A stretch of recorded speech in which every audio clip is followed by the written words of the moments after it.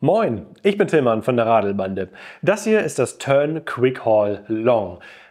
Sie hätten es aber auch Turn Quick Haul Déjà-vu nennen können, denn es kommt mir sehr, sehr bekannt vor. Aber wie viel GSD steckt in diesem Fahrrad? Das wollen wir mal herausfinden.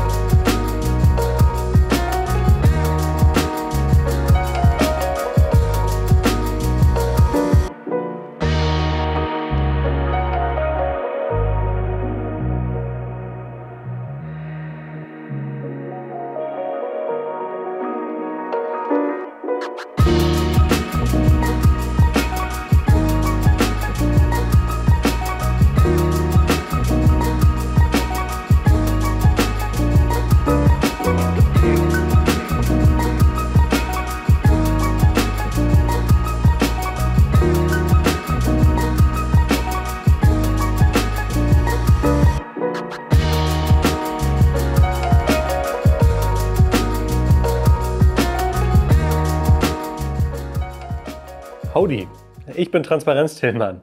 Wir haben das Rad von Turn ausgeliehen bekommen und Turn bzw. Hardtier unterstützen die Produktion dieses Videos finanziell. Sie haben uns allerdings nicht gesagt, was wir irgendwie wie sagen sollen.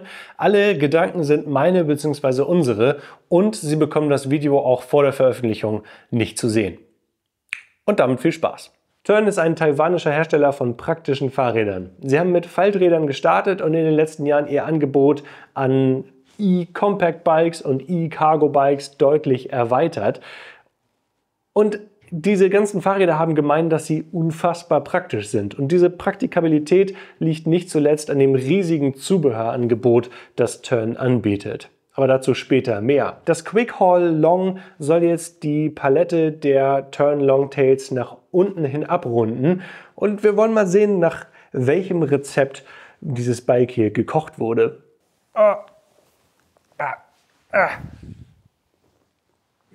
Anders als beim Aurochs, das ebenfalls 2024 vorgestellt wurde, besinnt Turn sich beim Quick Haul Long auf die klassischen Compact Longtail-Tugenden. Mit 20 Zoll Laufrädern bekommt das Rad einen möglichst niedrigen Schwerpunkt, einen niedrigen Gepäckträger und die Gesamtlänge ist auch möglichst kurz und es bekommt auch wieder die Möglichkeit, es so aufrecht zu parken. Damit eignet es sich hervorragend für enge Räume, enge Städte und für alle, die einfach ein Rad brauchen, das wenig Platz wegnimmt. Und der Name Long in Quick Haul Long kommt daher, dass es schon ein normales Quick Haul gibt. Das Quick Haul ist so die Einstiegsvariante unter dem HSD. Und das Quick Haul Long nun also die Einstiegsvariante unter dem GSD. Das Quick Haul Long ist aber viel näher am GSD als das Quick Haul am HSD. Versteht ihr, was ich meine? Ähnlich wie beim kurzen Quick Haul und anders als beim GSD ist dieser Gepäckträger hier nicht Teil des Hauptrahmens, sondern wird auf diesen draufgeschraubt. Dadurch ist die Gesamtkapazität nicht ganz so groß wie bei dem großen Bruder, beziehungsweise der großen Schwester, man weiß es nicht. Aber ihr braucht nicht traurig sein, denn durch diesen Fakt ist es nicht so schlimm, wenn dieser Gepäckträger mal zerkratzt. Wenn ihr irgendwie einen Kindersitz montiert oder Dinge hier draufstellt, dann lässt sich der unter Umständen einfach mal austauschen. Wirklich GSD-esque wird es dann aber hier vorne, denn das Quick Haul Long hat das gleiche Geometriekonzept. Hier mit einem sehr flachen Sitzwinkel, einem hohen Verstellbereich und einem insgesamt niedrigen Einstieg. Das vordere Rahmendesign ist so eine etwas vereinfachte Ausführung des GSD-Rahmens, sieht dem aber sehr, sehr ähnlich. Anders als beim GSD wird hier aber nicht der Turn Andros Vorbau verbaut, sondern ein höhenverstellbarer Vorbau von bei Schulz, der sogar einen etwas größeren Verstellbereich im Endeffekt bietet. Aber nicht ganz so hübsch ist. Also niedriger Einstieg, hohe Stabilität und großer Verstellbereich.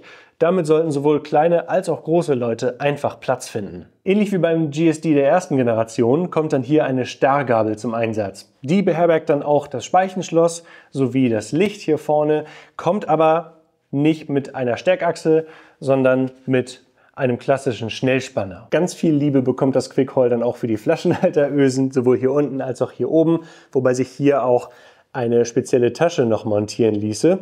Und was das Quick Haul auch bietet, ist hier eine Tasche. Die nutzt den Raum unter dem Akku und zwischen dem Motorgehäuse und dem Hinterrad gut aus und bietet Platz für einige Dinge.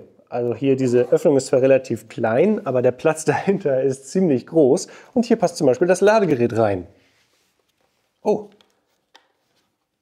das ist ja das alte Ladegerät. Und hier haben wir das nächste Déjà-vu, das alte Purion-Display. Das kann alle nötigen Informationen anzeigen. Man kann hier durch die verschiedenen Unterstützungsstufen durchschalten. Und mit einem langen Druck hier oben drauf kann man das Licht ein- und auch wieder ausschalten.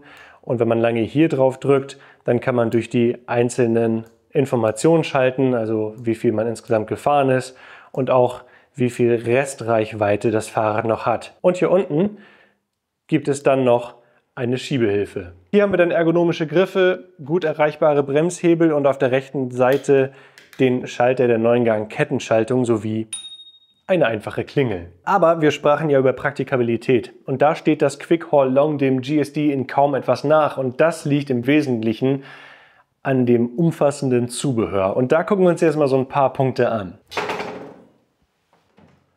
Der bereits erwähnte Gepäckträger darf bis zu 90 Kilogramm tragen und bietet sowohl dem Captain's Chair als auch wie hier dem Clubhouse Platz. Und darauf wollen wir gleich auch nochmal eingehen. Wir gucken aber erstmal nach unten, nämlich zu diesen großen Cargo-Taschen hier. Die bieten reflektierende Details, lassen sich so flach zusammenfalten und wenn man die auffaltet und öffnet, dann sind die erstmal grün von innen, bieten hier noch einige Zusatztaschen und können auch, wenn man die so reinstülpt, so als offene Eimer verwendet werden, damit man zum Beispiel auch mit Kindersitzen hier und diesen großen Seitentaschen fahren kann.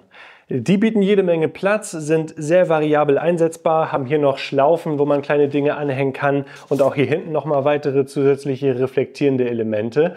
Und sie sind fest mit dem Fahrrad verbunden, lassen sich allerdings natürlich auch mit Klett abnehmen.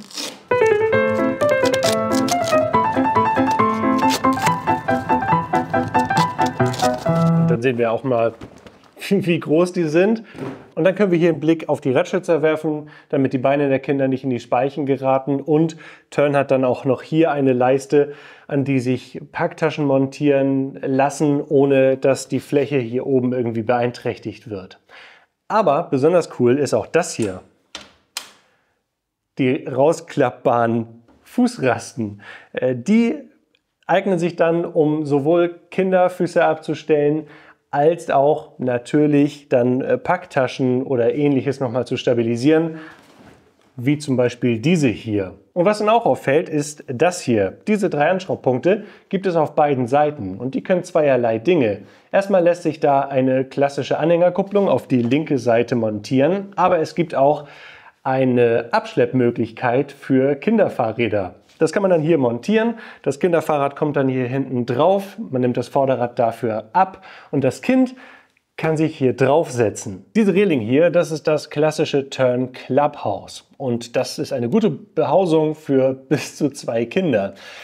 Flaschenhalter können hier einfach montiert werden und diese Sitzpolster sind einfach auf dieses Clubhouse aufklettbar. Das heißt, man kann sie sehr einfach einzeln entnehmen. Und das Sitzpolster an sich ist schön weich, ist gut gefertigt, saugt sich nicht mit Wasser voll und kann auch einfach abgewischt werden. Also bei Regentagen ist das kein großes Problem. Einfach abwischen und dann kriegt das Kind auch keinen nassen Pöppes. Und das Tern-Zubehör-Weltmeister ist, sieht man noch an einem weiteren kleinen Detail, nämlich an diesem Gurt hier. Der ist für kleine Kinder gedacht, die an der Schwelle sind, hier alleine drauf sitzen zu können, aber vielleicht noch nicht ganz sicher sind.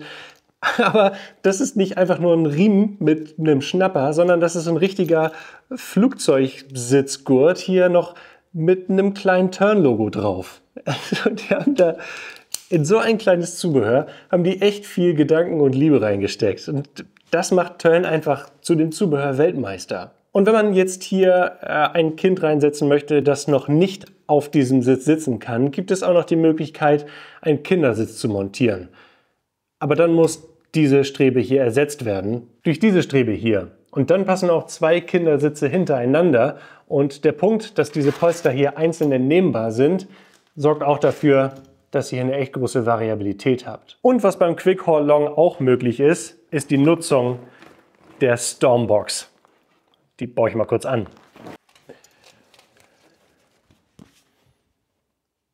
Das ist eine richtige wetterfeste Box aus LKW-Plane. Ich habe darüber schon mal ein eigenes Video gemacht, über all die Funktionen, die diese Stormbox bietet. Und es macht das Quick Haul Long noch mal ein bisschen mehr zu einem GSD, so wie es hier hinten steht. Auf jeden Fall lassen sich hier weiterhin 2 Kinder reinsetzen. Die können dann auch ihre Rucksäcke und Taschen hier noch weiter reinschmeißen. Da fällt nichts raus. Und diese Box lässt sich hier mit diesem Cover, diesem Schlauchschal so ein bisschen schließen, sodass die Kinder dann auch besser vor Regen geschützt sind. Oder wenn ihr nicht Kinder transportieren wollt, dann mit diesem festen Deckel dann lässt sich der Inhalt eben vor Regen schützen. Also eine wahnsinnig vielseitige Boxoption hier für den Heckgepäckträger des Quick Haul Long. Allerdings gibt es auch noch einen weiteren Gepäckträger. Denn natürlich gibt es auch beim Quick Haul Long diese beiden Aufnahmen für einen Tern-Gepäckträger, wie zum Beispiel den Porteur Rack, der sich dann mittels Schnellspannern ganz einfach hier montieren ließe. Man kann es natürlich auch fest hier am Fahrrad montieren, damit er nicht geklaut wird. Dieser Gepäckträger lässt sich mit 20 Kilogramm belasten, hat hier viele Streben, um Dinge einfach zu verzurren, hier mit den Bändern zum Beispiel, und auf der Rückseite auch nochmal 2 Ösen für Flaschenhalter. Und natürlich bietet Tern auch hier wiederum einiges Zubehör an, wie zum Beispiel diese Tasche hier. Die kann man dann hier einfach so ein bisschen montieren, damit sie nicht einfach rausfliegt, und bietet sehr viel Platz, einige reflektierende Elemente, das Tern-Logo. Die hat aber noch was Besonderes, die ist nämlich isolierend. Der fette Reißverschluss hier oben, der ist nicht umsonst so ausgeführt, sondern hier drin ist dann eine ziemlich dicke Isolierung, damit kühle Sachen hier drin kühl bleiben und warme Sachen warm. Und das Ganze ist auch so ausgeführt, dass, wenn ihr das zum Beispiel mit Eiswürfeln und Getränken beladet, dass das Wasser dann noch drin bleibt, sich einfach auskippen lässt und auch einfach reinigen lässt. Also die perfekte Picknicktasche hier von einem Fahrradhersteller.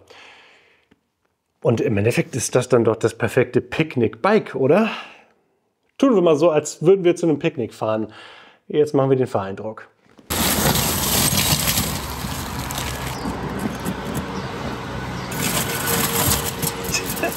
Das Rad ist jetzt fertig fürs Picknick. Wir haben hier die beiden Mitarbeiter, die Säcke. Damit ist gut 40 Kilo hier hinten drin. Und hier haben wir unsere gute Thermostasche mit den Eiswürfeln. Also jetzt ist das Rad ziemlich gut beladen. Es ist noch nicht ganz am Ende. Aber wenn ich mich draufsetze, ist es schon ziemlich nah dran. Los geht's. So, vom Ständer nehmen. Das gelingt ziemlich einfach. Der Winkel ist nicht allzu groß. Hier könnte man noch die Füße mit dran bauen, die so ein bisschen weiter zur Seite gehen, um das noch mal leichter auf den Ständer bringen zu können. Aber das gelingt selbst mit großer Belastung recht einfach. Und das Erste, was wir machen, ist natürlich der Beschleunigungstest. Wir sind hier in der höchsten Unterstützungsstufe und im kleinsten Gang von der Tektro-Schaltung. Und wir fahren los. Und gleich, okay. Und 25 km/h. Das ging fix. Also erstmal, die Grundübersetzung ist sehr klein. Fast zu klein für so einen Beschleunigungstest im Flachen. Das gibt Mut für stärkere Steigung. Und ich kann jetzt hier leider nicht sehen, in welchem Gang ich bin. Ich schätze mal, ich bin im unteren Drittel der Kassette jetzt hier bei 24,5 km/h. Und die Gangwechsel gelingen wirklich einfach. Man kann einen Gang jeweils schwerer schalten und bis zu 3 Gänge mit einem Daumendruck leichter. Also das ist auch ziemlich gut bei dieser Schaltung. Aber wie gut diese Schaltung und wie effizient die ist, das sehen wir jetzt gleich natürlich mal beim Jerusalemsberg. Der stärksten und steilsten gepflasterten Erhebung in Schleswig-Holstein. Zumindest vermute ich das. Jetzt hier bei dem Purion Display haben wir nicht so viele Informationen, die wir uns anzeigen lassen können, außer der Geschwindigkeit. Und das muss uns dann reichen. Aber wie immer starten wir mit einer hohen Trittfrequenz und relativ wenig Kraft auf dem Pedal, so maximal 200 Watt, so wie ich das jetzt halt im Gefühl habe. Und wir sind bei 24 km/h Baseline. Jetzt schalte ich einmal runter, 23, 22. Jetzt schalte ich nochmal runter. Und wie das zu erwarten war, das Rad ist nicht sonderlich schwer. Die Last ist genauso groß wie bei den ganzen anderen Lastenrädern, die ich hier hochjage. Und die minimale Geschwindigkeit liegt bei 19 km/h. Also der gesamte Antrieb ist dank der Kettenschaltung sehr effizient. Und der Bosch Cargoline Motor, der hat natürlich auch richtig Power und drückt dieses relativ leichte Fahrrad hier echt gut hoch. So, legen wir uns in die Kurve. Das Rad lässt sich gut und einfach einlenken. Hier über Kanten merkt man natürlich, dass es ungefedert ist. Aber die Reifen sind ziemlich dick und die nehmen ganz gut was auf von den Unebenheiten der Straße und auch von solchen Kanten. Und das ist halt ein typisches Longtail-Lastenrad. Wie legt es sich in die Kurve? Ganz gut. Also man merkt hinten drauf die Belastung schon deutlich. Klar, die ist jetzt auf den Sitzen drauf und man merkt schon, dass das Rad jetzt schwerer beladen ist. Schnelle Ausweichmanöver quittiert das Rad aber, dass es so ein bisschen nachschwingt. Es schwingt nicht im Rahmen nach, sondern der ist sehr stabil. Der fühlt sich sehr stabil an. Und auch bei dieser Grenze zwischen 25 km/h, also zwischen der Unterstützung und dem nicht unterstützten Bereich, ist bei Bosch wirklich fließend. Das ist super angenehm. Er läuft so ein bisschen aus und man kann sehr gut auf dieser 25 km/h Welle mitschwimmen. Auch das.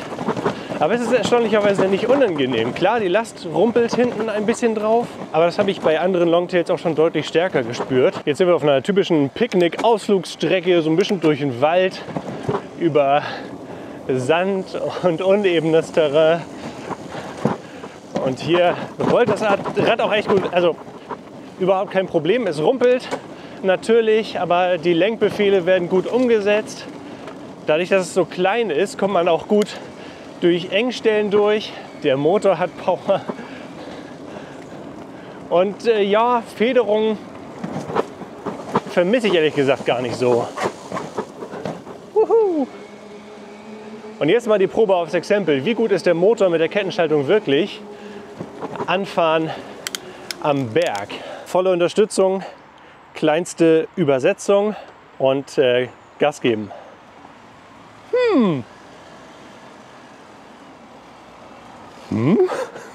Nochmal. Ja, nice. Überhaupt kein Problem. Der Bosch-Motor zeigt überhaupt keine Verzögerung beim Anfahren, sondern unterstützt sofort.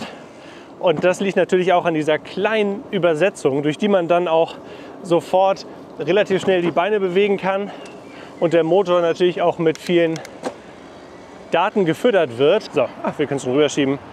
Angenehm. Auch das gelingt sehr einfach. Das Fahrrad kann man gut aufrecht halten mit dem Lenker und dem Sattel, selbst wenn es so schwer beladen ist wie jetzt. Und dann rüberschieben. Und wenn wir dann wieder aufsteigen, dann gelingt auch das sehr einfach, weil der Einstieg entsprechend niedrig ist. Und noch ein weiterer Vorteil dieser kleinen Übersetzung: Man kann bei sehr langsamen Geschwindigkeiten verhältnismäßig schnell treten. Und das ist besonders dann für euch relevant, wenn ihr in einer hügeligen oder bergigen Gegend wohnt. Denn damit habt ihr die Sicherheit, dass ihr auch stärkere Steigungen leichter hochkommt. Und Longtail typisch haben wir natürlich auch einen winzigen Wendekreis. Also wenn wir jetzt hier einmal umdrehen, dann kann man das verhältnismäßig leicht im Stand machen. Und was mir auch gerade auffällt, ist, mit meiner Größe komme ich nicht leicht an den Lenker, sondern dadurch, dass ich ihn auch in der Höhe verstellen kann, ist da auch genug Platz. Die Sitzposition allgemein finde ich recht angenehm. Die fühlt sich natürlich und intuitiv an. Ich könnte aber, wenn ich wollte, auch deutlich sportlicher sitzen. Ja, und hier bei Kopfsteinpflaster, da merkt man natürlich, dass das Rad ungefedert ist und dass nur die Reifen für Komfort sorgen. Aber wie das bei Longtails einfach der Fall ist, sitze ich jetzt genau in der Mitte vom Fahrrad und dadurch verteilt sich das Gerumpel ganz gut über einen Kannstein. Gucken, wie es sich da verhält. Ja, und Kannsteine werden natürlich ziemlich stark durchgetragen. Also ich bin erstaunt, wie leichtfüßig und entspannt sich dieses Fahrrad fährt. Was heißt, ich bin erstaunt? Es ist halt einfach ein Longtail. Es ist von Tern, da gibt es keine Überraschung. Was jetzt auffällt, wenn man während der Fahrt den Lenker loslässt, zumindest so beladen wie es jetzt ist, dann kommt es zu Wobble. Das heißt, gerade dann, wenn man mit Belastung oder Beladung unterwegs ist, sollte man immer den Lenker natürlich gut festhalten. Die Schaltung ist nicht ganz so präzise, wie man das von Shimano kennt. Ballert dann doch schon teilweise die Gänge so ein bisschen ungehobelt rein. Verschluckt sich manchmal so ein bisschen, ist vielleicht auch eine Einstellungssache, rollt aber insgesamt sehr angenehm. Also es gibt keine Vibration hier irgendwie am Fahrrad, sondern das fühlt sich alles wirklich fest und stabil an. Jetzt wollen wir gleich mal sehen, wie gut es bremst. Und Beschleunigung auf 25 km/h, die mit diesem Fahrrad natürlich sehr einfach und schnell funktioniert. Gucken wir, dass niemand kommt. Und wir bremsen. Da. Also was auffällig ist, dadurch, dass hier keine Federgabel drin ist, taucht das Rad vorne beim Bremsen nicht ein, sondern es bleibt komplett gerade. Das Hinterrad ist jetzt trotz dieser großen Beladung ein bisschen gerutscht. Jetzt können wir uns gerade mal kurz hier hinstellen. Kommt nämlich gerade keiner. Und der Bremsweg war verhältnismäßig kurz. Hier, das Rad ist etwa 1,70 Meter, 1,80 Meter lang. Dann ist hier noch knapp 90 Zentimeter hinter, also unter 3 Meter. Das Bremsgefühl, das ist sehr angenehm. Und das, obwohl wir hier halt keine Vierkolbenbremsen haben, sondern eine Zweikolbenbremse, die sicherlich bei alpinen Abfahrten nicht ganz so standfest ist, aber für eine Gefahrenbremsung haut die schon ziemlich gut rein. Die Hebel fühlen sich angenehm an, sind so Dreifingerhebel, also für die ganze Hand reicht es nicht aus, aber die Bremsbetätigung ist verhältnismäßig leicht. Also Bremsperformance, bin ich sehr zufrieden. Also ich bin begeistert. Vom Fahrgefühl, von den Bremsen ist es kaum ein Unterschied zu anderen, teilweise deutlich teureren Longtail-Lastenrädern. Oh, hier ist es schön. Ja, was halte ich jetzt von dem Tern Quick Haul Long bei der Fahrt? Das ist tatsächlich sehr angenehm, steht dem GSD in kaum etwas nach. Das Einzige ist halt, dass es hier keine Federgabel gibt, aber von der Fahrstabilität etc.